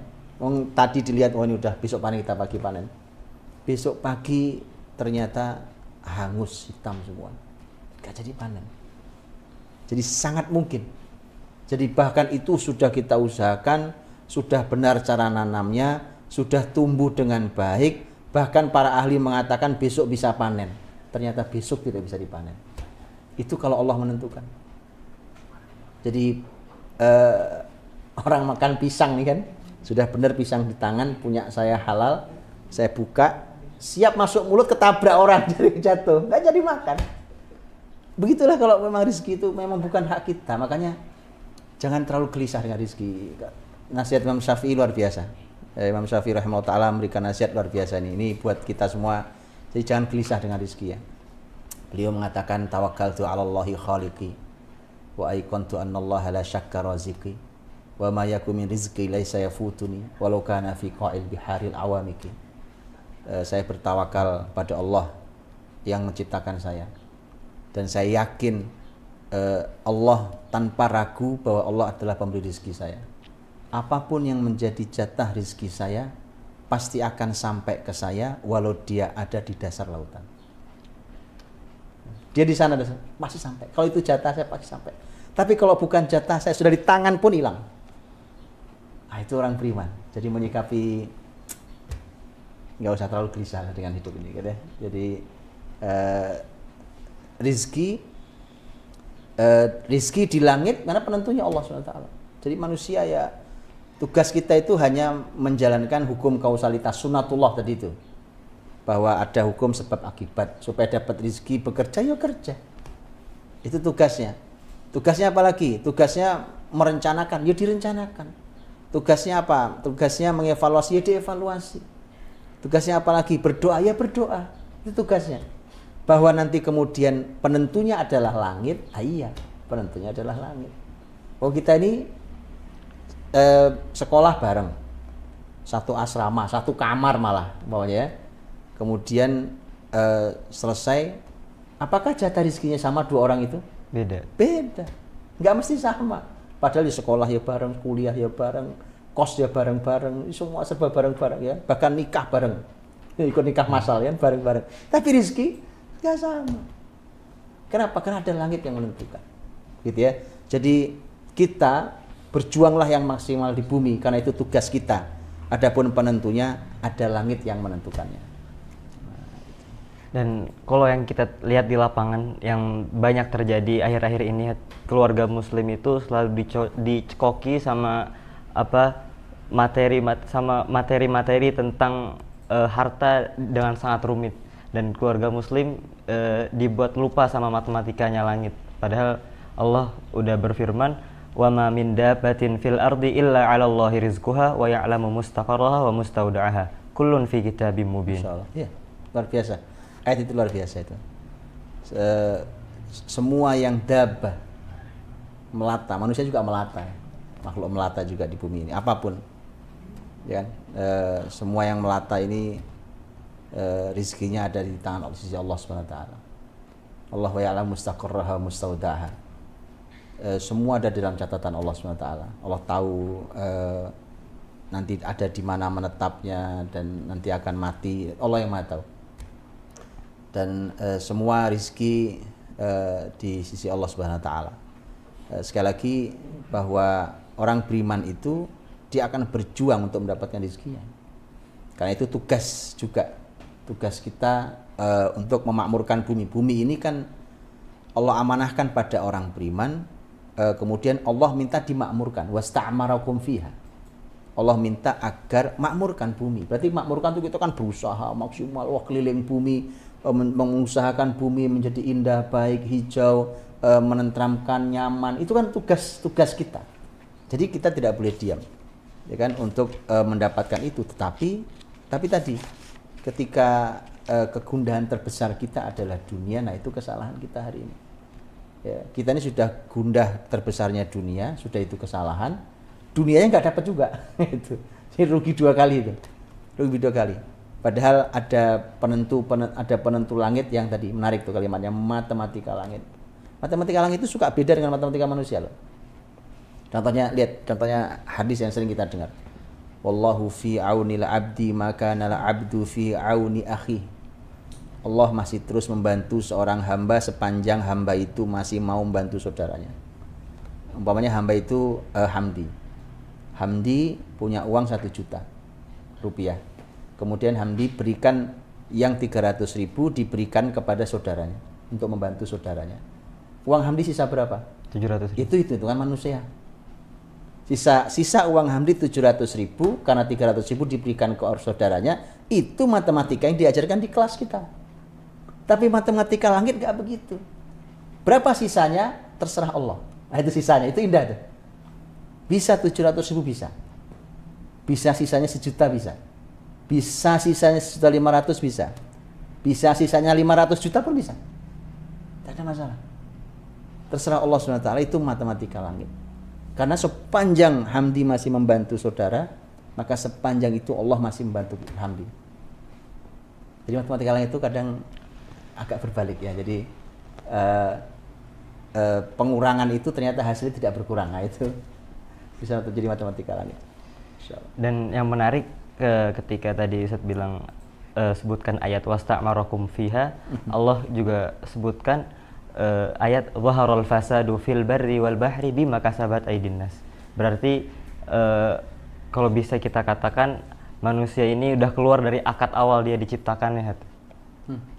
Gimana akad awal gimana? Padahal tugasnya jadi khalifah, wa id qala rabbuka lil malaikati inni ja'ilun fil ardi khalifah, dan tadi wasta'marakum fiha. Tapi yang hasilnya ketika dia jadi khalifah dan tugasnya memakmurkan bumi, hasil dari itu malah zaharul fasadu fil barri wal bahri bima kasabat aydin nas. Tepat. Itu luar biasa ya. Makanya Quran mengingatkan wala tufsidu fil ardi ba'da islahiha. Jangan rusak bumi setelah bumi ini diperbaiki oleh Allah SWT. Itu larangan-larangan dalam Quran. Bumi ini cara memperlakukannya kayak apa sih? Ya. Tugasmu khalifah. Khalifah itu tugasnya adalah memakmurkan bumi. Kalau ternyata hasilnya adalah zaharul fasadu fil barri wal bahri bima kasabat aydin nas, jelas nampak kerusakan di lautan, di darat, itu ternyata karena bima kasabat aydin nas, karena ulah tangan manusia. Manusia ini tangan kotornya membuat rusak semua hal. Ya, manusia itu memang kalau tidak beriman, dititipi apa saja dia rusak. Dititipi kitab suci, dia rusak kitab suci. Betul ya? Bimastuhfidzu min kitabillah, mereka diminta jaga kitab Allah, malah diubah-ubah kitab Allah itu. Jadi dititipi kitab suci, mereka rusak. Dititipi bumi, mereka rusak juga. Dititipi keluarga, mereka rusak juga. Dititipi harta, mereka rusak. Dititipi badan ini, dirusak juga badannya. Jadi orang kalau tanpa iman, tidak sadar tugasnya di bumi itu apa sih? Jadi kalau tugas wa id qala rabbuka lil malaikati inni ja'ilun fil ardi khalifah. Jadi makanya itu kenapa para ulama mengatakan ya, kalau kita buka Quran, kemudian kita buka itu langsung surat pertama adalah Al-Fatihah. Al-Fatihah itu artinya pembuka yang besar. Ini muqaddimahnya kitab besar, pembukanya pun besar. Itu pembuka. Masuk surat Al-Baqarah, para ulama mendefinisikan. Ulama Quran mengatakan Al-Baqarah itu tema besarnya adalah mengenalkan kepada manusia siapa manusia. Nah, itu buktinya adalah ayat tadi. Ketika Rabbmu berkata pada para malaikat, aku menciptakan khalifah di bumi. Jadi itu inti surat Al-Baqarah sesungguhnya. Gitu. Jadi kenapa namanya Al-Baqarah? Kenapa nggak umpamanya judul suratnya surat khalifah gitu kan? Kenapa Al-Baqarah? Karena ternyata Allah ingin menunjukkan tugas sebesar khalifah itu di bumi ini, manusia bertugas sebagai khalifah di bumi ini, itu bisa runtuh hanya gara-gara Baqarah, gitu. Gara-gara sapi, urusan sepele dunia itu. Karena Allah memotret masyarakat Bani Israel, kaumnya Nabi Musa yang gagal menjadi khalifah. Gara-garanya apa? Gara-garanya adalah ngeyel gitu ya. Diperintah untuk menjalankan perintah Allah berupa menyembelih sapi, tidak dia lakukan. Ya, nanya aja kerjaannya, tapi ingin lari dari kewajiban dan tanggung jawab. Artinya kita diberi Allah potret, yang potret itu adalah potret kegagalan satu generasi ketika bertugas sebagai khalifah di bumi. Nah, itu betul tadi bahwa manusia sudah keluar dari akad semulanya.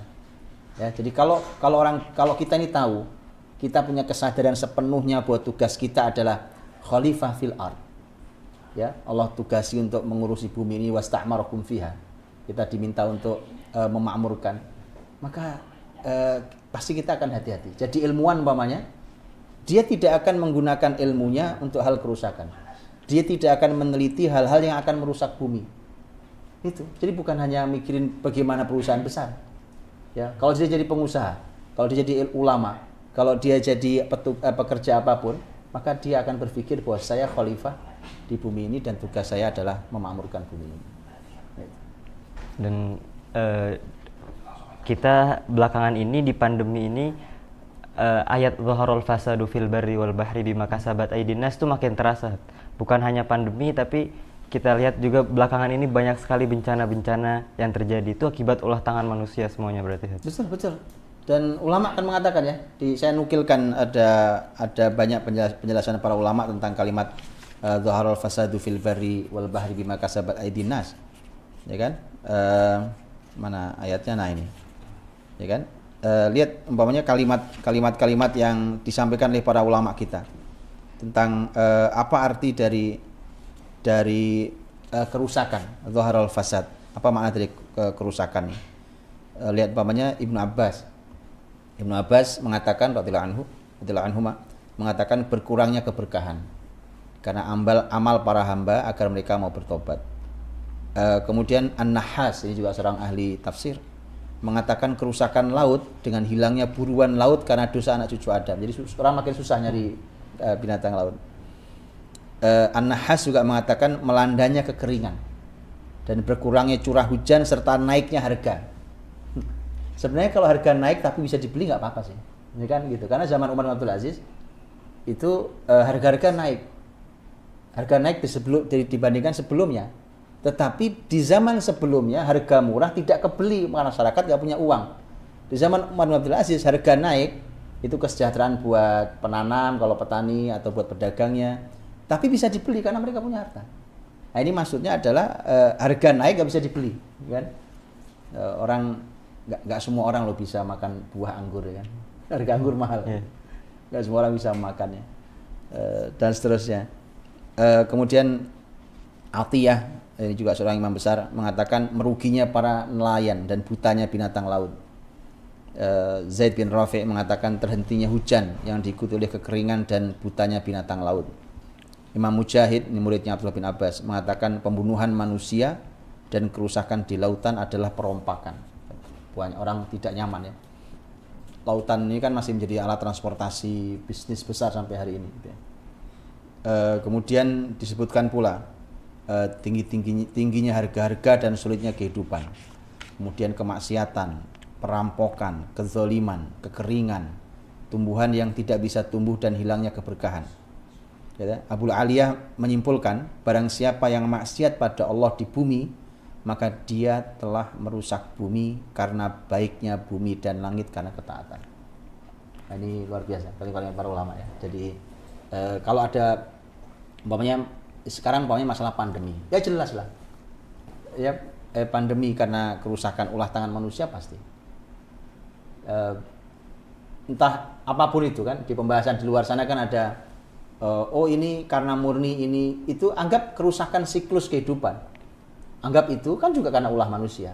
Apalagi kalau betul ada rekayasa. Nah, rekayasa tangan manusia itu lebih buruk lagi. Dan celakalah tangan-tangan yang merekayasa itu. Umar bin Abdul Aziz tadi disebutkan di zamannya harga-harga mahal tapi terbeli. Dan di zaman Umar bin Abdul Aziz juga itu cerita yang ketika orang udah nggak mau nerima zakat lagi, saking makmurnya dan sampai bingung ini harta mau dikemanain lagi, dan akhirnya disuruh ditebarkan di gunung-gunung agar tujuannya itu nggak kebayang sama orang kita hari ini, agar orang-orang kafir nggak ada lagi yang bilang ada burung mati kelaparan di negeri muslimin. Merinding Allah, dengar itu merinding kisah itu ya. Bagaimana bumi itu kalau di tangan muslimin semua nyaman, semua nyaman. Burung-burung apalagi kalau lagi musim salju kan mereka susah dapat makanan ya, jadi kasihan. Itu dipikirin oleh muslimin gitu ya. Burung dipikir oleh muslimin. Hari ini kan coba lihat, ingat nggak ada peristiwa namanya flu burung, ya kan? Ada peristiwa flu burung. Itu burung lagi hinggap di atas, nggak punya dosa, ditembak juga. Subhanallah. Atas nama bahwa ini menjadi penyebab penyebaran flu burung. Itu burung kalau bisa bicara, itu marah. Dia akan tunjuk muka kita itu. Hei, penyebabnya kalian juga itu. Dosa-dosa kalian itu. Burung masih bertasbih pada Allah. Manusia udah malas bertasbih pada Allah SWT. Jadi makanya tadi bagaimana bumi ini kalau di tangan muslimin menjadi lebih indah. Itu kalimatnya James Dickey tadi saya bilang waktu pembahasan tentang taman dalam peradaban Islam. James Dickey mengatakan bahwa kalau dahulu ketika bumi di tangan muslimin itu ternyata lebih indah, lebih hijau. Dan tidaklah berlalu 200 tahun dari kejatuhan muslimin di Andalus. Muslimin kalah di Andalus tahun 1492 Masehi. Tidaklah 200 tahun berlalu kecuali hutan-hutan menjadi gundul, menjadi kering, tanaman menjadi tidak tumbuh. Itu gara-gara muslimin pergi. Jadi sudahlah, ya kan? Ini kalau muslimin hadir, bumi ini menjadi makmur, tenang, nyaman. Masalahnya kita belum percaya. Kita belum percaya itu, ya kan? Ya kita tunggu. So, nanti Anda bisa bayangkan, bisa bandingkan. Mudah-mudahan diberi Allah kesempatan untuk menyaksikan itu sehingga orang bisa mendapatkan betul janji Allah tentang kalau di tangan orang-orang yang beriman maka bumi ini menjadi lebih indah, lebih hijau, lebih nyaman, lebih tentram. Berarti bukan hanya manusianya yang merindukan kepemimpinan di bawah muslimin yang adil, tapi juga bumi yang sangat merindukan kepemimpinan muslimin. Betul, bumi merindukan syariat ini. Itu indah kalimatnya. Bumi merindukan tegaknya syariat Allah Subhanahu wa taala. Ya, karena ada hadis ya tentang al-mustarih dan al-mustarah itu. Bahwa orang-orang yang mati dalam keadaan banyak melakukan dosa itu kan orang-orang yang diistirahatkan. Bukan dia yang istirahat, tapi yang istirahat orang lain gitu ya. Maka amal fajir, idza matal fajir, kalau mati seorang pelaku dosa, maka yastarihu minhul ibad wal bilad wasyajar wal hajar. Maka manusia, al ibad, kemudian negeri, batu-batuan dan pohon-pohon itu beristirahat. Jadi capek, bumi ini sudah capek dengan pelaku-pelaku dosa, para pembohong, para pelaku kezaliman, pelaku maksiat, itu bumi capek. Jadi bumi sesungguhnya merindukan kehadiran orang-orang soleh untuk memimpin bumi ini. Baik, terakhir nih sebelum kita masuk ke tanya jawab, kita minta doanya sama semua jamaah yang nonton, sahabat Kursi Hikmah sekalian, agar disampaikan kepada niat Ustadz Budi dalam menulis, yang Ustadz Budi kutip juga ayat tentang perkataannya Nabi Syuaib, in uridu illal islaha mastata'at wa ma taufiqi illa billah alaihi tawakkaltu wa ilaihi unib. Iya, tentu saya hanya mengikuti apa yang dulu dituliskan oleh para ulama. Kenapa Imam Bukhari rahimahullah taala memulai kitab Sahih Bukhari dengan hadis innamal a'malu binniyat. Padahal hadis itu dibahas oleh para ulama. Imam Ibnu Hajar dalam Fathul Bari membahas itu sampai panjang lebar bahwa ini hadis nggak ada hubungannya dengan judul bab. Judul babnya apa, kok permulaannya hadis ini? Karena itu kan judul babnya adalah bagaimana wahyu pertama mulai turun. Itu tiba-tiba hadisnya innamal a'malu binniyat, semuanya amal tergantung niat. Maka apa hubungannya? Nggak ada hubungannya. Nah, itu kemudian ternyata ditiru. Imam Nawawi membuka hadis arba'innya dengan innamal a'malu binniyat, membuka Riyadhus Shalihin dengan innamal a'malu binniyat. Jadi saya cuma meniru bahwa ya mudah-mudahan ini niatnya karena Allah SWT, nggak ada urusannya dengan dunia. Ini adalah murni karena kegundahan hati saya yang ingin berbagi bahwa apapun musibah keadaan yang terjadi ini, Muslim itu punya cermin-cermin imani. Gitu ya. Mari kita koreksi diri kita karena itu pasti baik hasilnya. Yang kalau Allah sudah ridho maka hasilnya insya Allah akan mulia dan akan kembali ketentraman itu, sehingga ya Nabi Syuaib saja, sekelas Nabi Syuaib yang sebesar itu kalimatnya in uridu illal islaha mastata'tu. Yang saya inginkan dari semua ini hanyalah al-islah, ya memperbaiki semampu yang bisa saya lakukan. Wa ma taufiqi illa billah, taufik tentu semua hanya dari Allah SWT. Kalau bukan karena taufik Allah maka apa yang kita lakukan juga tidak akan bermakna. Maka kita minta pada Allah agar kita diberikan taufik oleh Allah SWT, karena itu yang paling mahal yang turun dari langit. Mudah-mudahan Allah berikan taufik, dan mudah-mudahan yang kecil sedikit bisa memberikan kebaikan untuk kita semua, untuk umat ini, dan mudah-mudahan akan semakin beriman dan semakin soleh insyaallah. Barakallahu fikum. Baik, Bapak Ibu sekalian, saudara-saudariku, sahabat Kursi Hikmah, alhamdulillah kita tadi telah diskusi dengan Ustadz Budi Asari tentang buku Ketika Hidup Terasa Sial. Insya Allah habis ini kita akan ada sesi tanya jawab, tapi sebelum itu mari sama-sama kita saksikan ada video yang akan ditampilkan oleh tim kursihikmah.id. Assalamualaikum warahmatullahi wabarakatuh. Alhamdulillah wassalatu wassalamu ala Rasulillah wa ala alihi washabihi maula. Muslimin muslimat, mukminin dan mukminat, muhsinin dan muhsinat, hafizakumullah. Saudariku yang baik rahmati Allah. Alhamdulillah ini sudah jadi salah satu contoh asrama. Ini nanti jadi asrama putri. Ini masih terus pengerjaan, baik masjid ataupun asrama. Ini muat 24 santri. Kalau ini dinaikkan 2 lantai juga bisa, ini berarti akan muat 48 santri. Dan ini insya Allah rencananya nanti menjadi wakaf yang diwakafkan oleh sekelompok orang tua murid di salah satu cabang di Kutab Al-Fatih. Jadi ini satu kafling yang insya Allah bisa kita bayangkan bahwa di sini akan dibacakan Al-Quran setiap hari, ayat-ayat Allah Subhanahu Wa Taala yang kebaikan pahalanya pasti terkirimkan untuk mereka yang membangun ini, dan di sini dihuni para ahli Al-Qur'anul Karim insyaallah. Dan kemudian ini bisa kita wakafkan sendirian atas nama sendiri, sebagaimana nanti yang kita bisa lihat di beberapa kafling yang sudah ada namanya, bahwa ditanggung sendiri, atau bahkan ini bisa ditanggung bersama-sama oleh sekelompok orang tua atau sekelompok masyarakat. Ini salah satu contohnya, ini diwakafkan oleh sekelompok orang tua murid di salah satu cabang Kutab Al-Fatih. Yuk kita lihat beberapa kafling yang memang sudah ada yang memesan. Ini kafling bukan cuma di dunia tapi untuk surga ini insyaallah bismillah. Muslimin, muslimat dan muslim muslimat, mari ini kesempatan bersama kita untuk mengabadikan harta kita dan untuk agar kita memiliki sedekah jariah. Insyaallah ini disinilah nanti akan kita didik generasi-generasi Qur'ani, generasi yang insya Allah gemilang di usia belia, dan semoga Allah memberikan pahala yang agung bagi semua muhsinin yang ikhlas menginfakkan hartanya bersama kita danai generasi peradaban ini. Jazakallahu khair, terima kasih banyak semuanya. Assalamualaikum warahmatullahi wabarakatuh.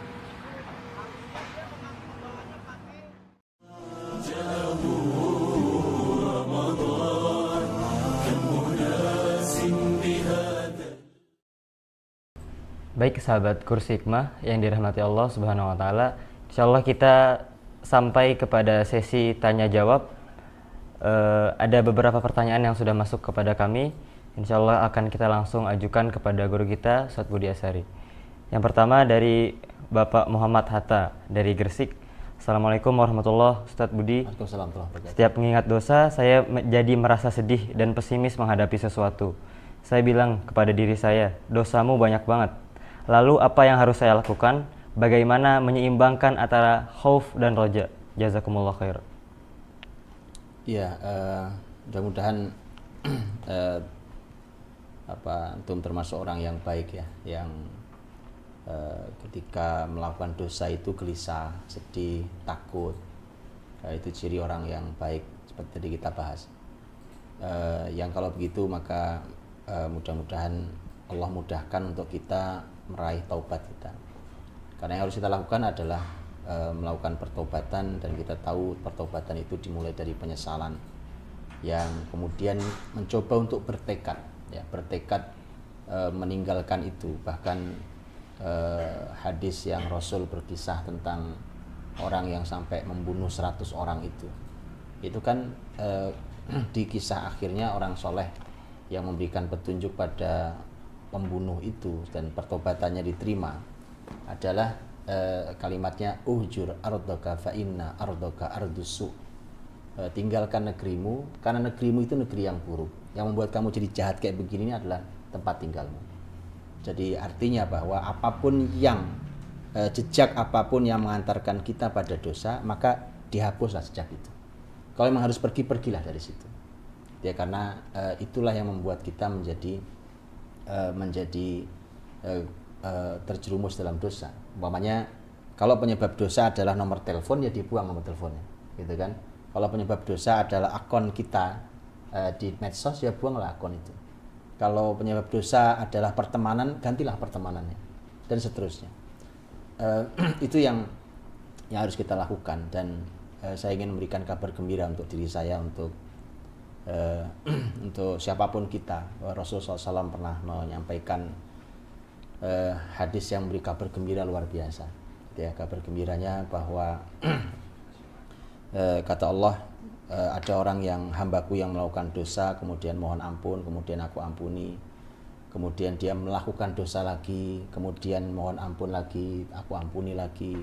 Melakukan dosa lagi, terjerumus dalam dosa lagi, kemudian mohon ampun, aku ampuni. Itu Allah tidak lelah mengampuni itu. Tapi syaratnya satu. Karena hadis itu mengatakan, kemudian Allah berfirman, karena hamba itu tahu dia punya Rabb yang maha mengampuni. Itu tauhid. Itu tauhid. Jadi tetaplah miliki keyakinan bahwa Allah itu maha pengampun, sebesar apapun dosa diampuni Allah Subhanahu wa taala. Yang itulah yang membuat kita masih terus diampuni ketika mau kembali pada Allah setelah berbuat kesalahan dan dosa. Wallahu a'lam. Baik, pertanyaan kedua. Assalamualaikum Ustadz. Waalaikumsalam. Afwan mau bertanya, apakah semua dosa yang dilakukan akan berdampak kepada orang lain? Seperti kita tidak memulai pekerjaan dengan bismillah. Ini dari Ibu Eliani dari Bandung. Tidak memulai pekerjaan dengan basmalah itu disebut oleh Nabi cacat. Kullu amrin dzibalin la yubda'u bismillah fahuwa akhdaj, bahwa a'raj. Jadi Nabi menyebut bahwa apapun hal yang baik yang tidak dimulai dengan basmalah maka dia cacat. Kalau cacat itu artinya pekerjaan kita tidak sempurna. Jadi nanti hasil pekerjaan kita tidak sempurna. Kalau ditanya apakah akan berdampak ke orang lain, lah itu. Kalau hasil pekerjaan kita tidak sempurna, maka orang lain kan pasti tidak puas. Orang lain mungkin kecewa. Atasan kita mungkin juga kecewa. Konsumen kita juga mungkin kecewa. Itu yang sifatnya ketidaksempurnaan. Makanya basmalah itu akan menyempurnakan pekerjaan. Semua hal yang baik, semua pekerjaan yang baik, maka mulailah dengan basmalah, apapun itu. Jadi kalau ditanya di mana dampaknya tadi, kalau dia disebut Nabi tidak sempurna atau cacat, ya namanya barang cacat, gitu ya. Pekerjaan kita pekerjaan cacat, hasilnya pasti cacat. Maka artinya kalau kita merasa ini bagus kok hasilnya, iya, berarti kalau Anda mulai dengan basmalah hasil lebih baik daripada ini. Dan itu akan menjadi lebih baik, hasilnya akan memuaskan siapapun yang menjadi konsumennya. Itu sih. Kemudian ada pertanyaan lagi dari Bapak Nurdiansyah dari Depok. Assalamualaikum warahmatullahi wabarakatuh. Ada ungkapan di sebagian masyarakat ketika mengalami suatu kejadian merugikan, misalkan kehilangan barang, tersandung, ban kempes, tercuri, dan lain sebagainya, lalu mengungkapkan kejadian pahit tersebut untuk buang sial. Bagaimana menurut Islam menyikapi pandangan seperti itu? Bagaimana? Dia menceritakan? Lalu mengungkapkan kejadian pahit tersebut untuk buang sial. Dia jadi menceritakan mungkin. Menceritakan ke orang lain gitu? Untuk membuang untuk sialnya. Buang sial. Bagaimana? Saya baru dengar ini. Bagaimana Islam menyikapi pandangan ini seperti itu? Ini dari pertanyaan Depok, mungkin budaya Depok ini. Ya, Saya sebagai orang Depok baru dengar juga kalau menceritakan ke orang lain itu buat buang sial gitu. Kalau mau buang sial, caranya bukan bercerita ke orang lain, karena bercerita ke orang lain itu bisa jadi tidak membuang sial, malah menambah sial jangan-jangan, gitu ya. Karena orang yang kita adukan itu, orang yang kita ceritakan itu kadang malah menambahi masalah, bukan nambah solusi. Nah untuk itu ada cara membuang sial. Cara membuang sial itu adalah dengan sedekah.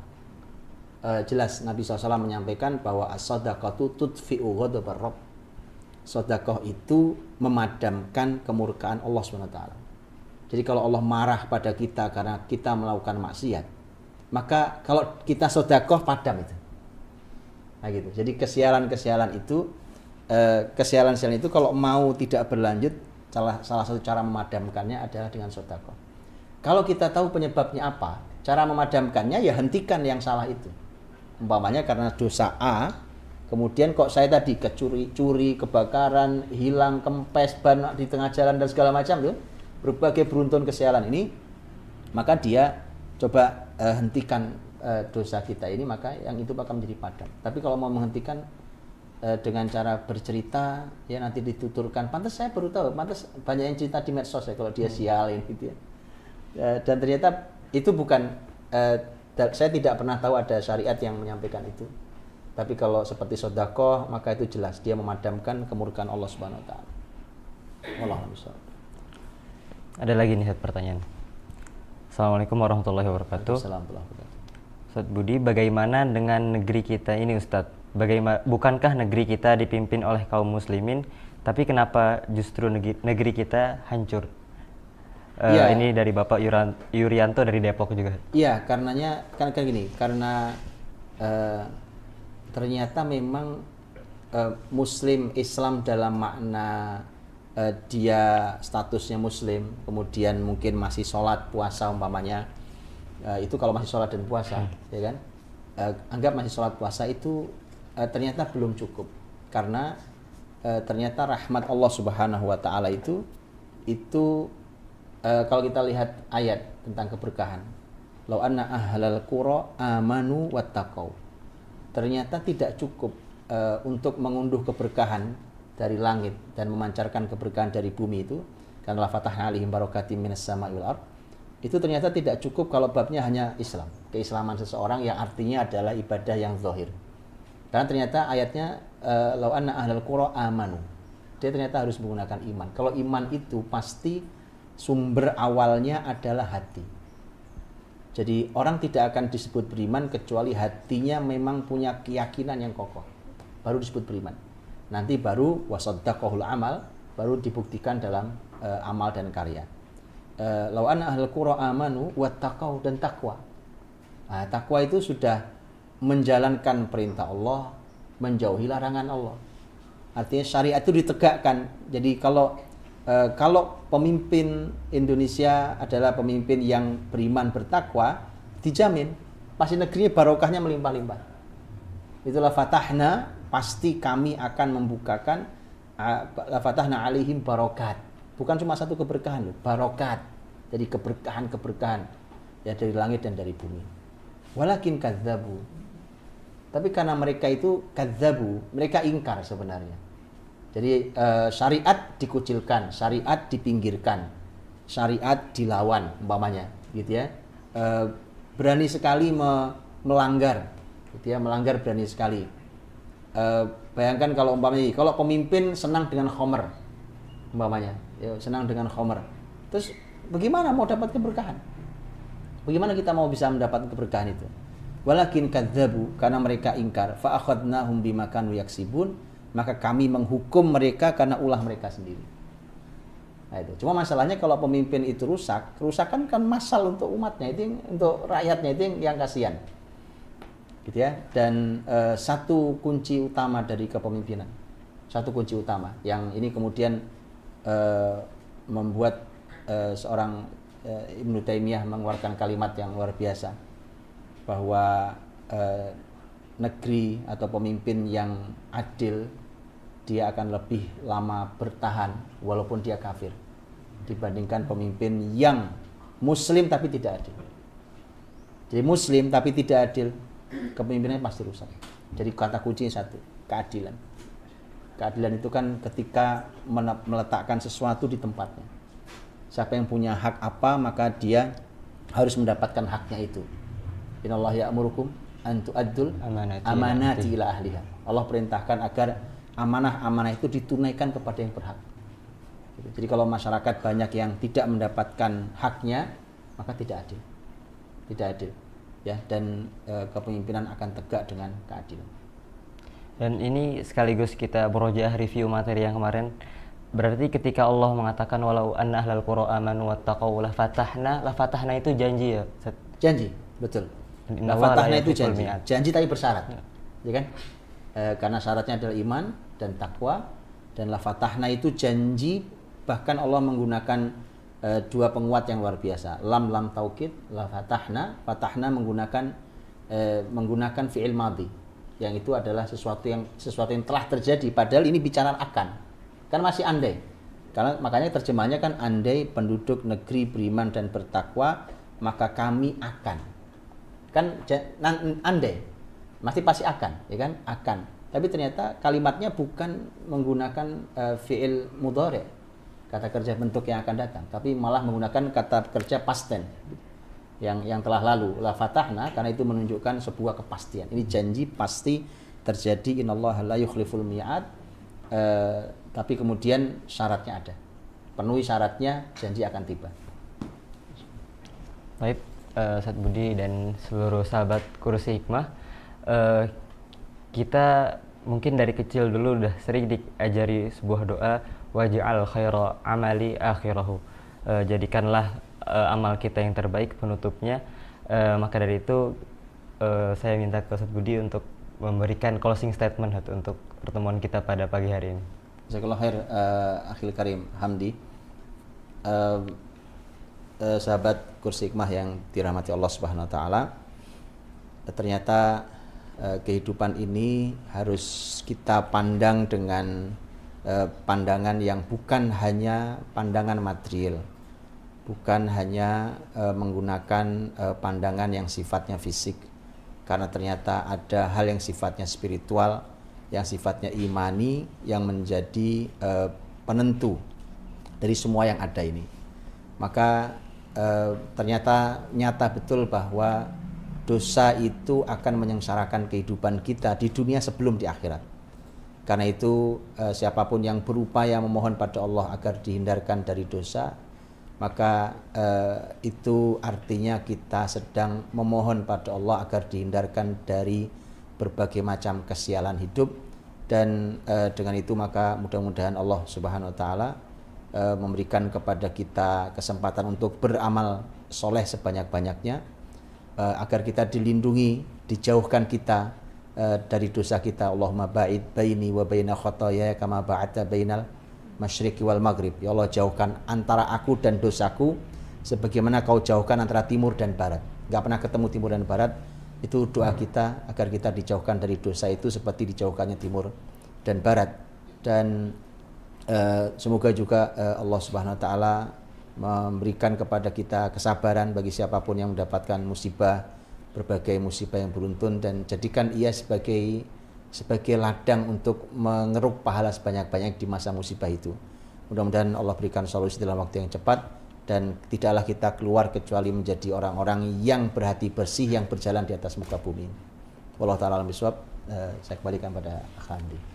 Baik, Ustaz Budi Asari dan seluruh sahabat Kursi Hikmah dimanapun berada, sebelum ditaruh pulpennya, sebelum pena-penanya ditaruh di meja, saya ingin menyampaikan sesuatu. Bagi sahabat Kursi Hikmah yang ingin mendapatkan buku bagus ini, bisa menghubungi Pustaka Nabawiyah dengan nomor 0877 8475 7900. Sekali lagi, bagi sahabat Kursi Hikmah yang ingin mendapatkan buku bagus ini, bisa menghubungi kontak person dari Pustaka Nabawiyah dengan nomor 0877 8475 7900. Baik, dari catat nomornya ya. Jadi kalau misalkan tertarik dan ingin untuk memiliki bukunya dan berada di rumah kita, karena ini adalah buku yang sangat penting dan Ustadz Budi pernah sampaikan ini sangat langka. Cetakan pertama 2006 dan baru ada lagi 2021 ini, artinya ada jarak waktu yang lama sekali, dan mungkin ini juga dicetak terbatas, artinya sebelum ketinggalan maka memiliki terlebih dahulu lebih baik. Baik, kita sudah berada di penghujung acara. Terima kasih kepada seluruh sahabat Kursi Hikmah dimanapun Anda berada yang telah menyaksikan bedah buku pada pagi hari ini bersama Ustadz Budi Asari yang membahas buku Ketika Hidup Terasa Sial. Semoga Allah Subhanahu wa taala merahmati kita semua, semoga Allah bimbing kita semua, dan semoga Allah jauhkan kita dari kesialan-kesialan dunia yang menimpa kita. Baik, mari sama-sama kita tutup pertemuan ini dengan doa kafaratul majlis. Subhanakallahumma wa bihamdik, asyhadu an la ilaha illa anta, astaghfiruka wa atubu ilaik. Billahi taufiq wal hidayah. Assalamualaikum warahmatullahi wabarakatuh. Assalamualaikum.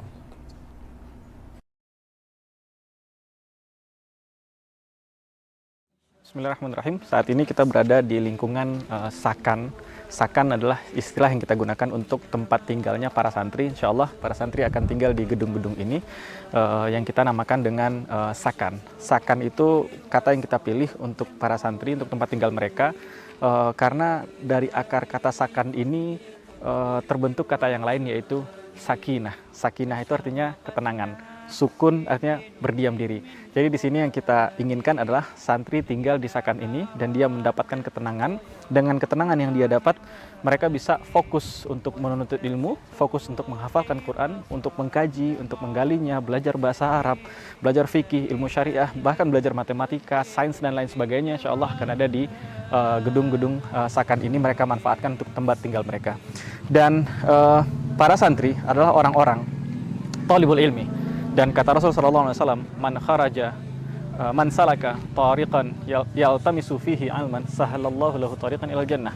Siapa yang keluar dari rumahnya menempuh satu jalan dan jalan itu bersentuhan dengan ilmu, Allah mudahkan bagi dia jalan ke surga. Ulama menyebutkan bahwa talabul ilm itu bagian dari fisabilillah. Artinya gedung ini, semua santri yang keluar dari rumahnya, mulai dia melangkah dari rumahnya, maka dia berada fisabilillah. Dan gedung ini adalah Sakan yang didesain untuk memfasilitasi aktivitas para santri, yang mana aktivitas itu oleh Rasul dikaitkan dengan fisabilillah. Maka semuanya adalah ibadah, semuanya adalah kebaikan, dan kita minta kepada Allah Ta'ala semoga semua kebaikan itu, semua kebaikan yang mereka dapatkan, itu orang yang berpartisipasi dalam gedung ini, semua rupiah, semua effort, semua ikhtiar, semua tenaga, semua harta yang ditempelkan untuk gedung-gedung ini, kita minta kepada Allah semoga kebaikan itu semuanya dialirkan, santrinya dapat, dan semua para wakifnya juga dapat.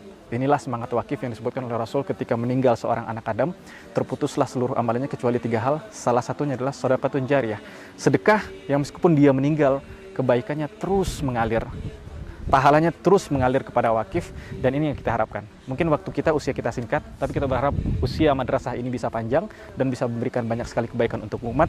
Dan semoga semua kebaikan itu Allah turunkan pahalanya juga untuk kita, meskipun kita sudah tidak ada di dunia ini.